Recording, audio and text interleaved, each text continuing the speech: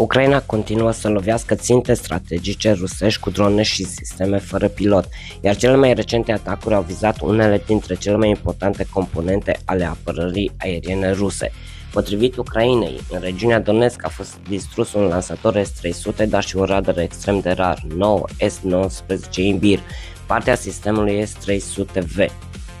Radarul 9S-19 Imbir este esențial pentru detectarea țintelor aeriene și coordonarea interceptărilor.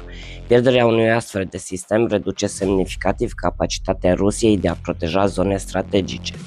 Loviturile nu s-au oprit aici. Ucrainenii spun că au atacat rezervoare de combustibil, depozite de muniție, infrastructură, logistică și chiar o dronă rusă de recunoaștere Merlin VR.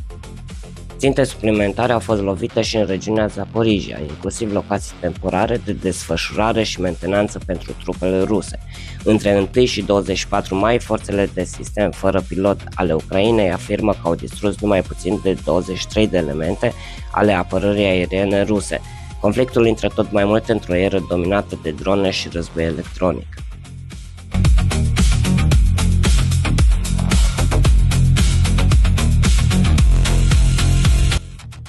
Abonează-te pentru știri reale de pe front, imagini autentice și titluri fără clickbait, direct din mijlocul conflictului.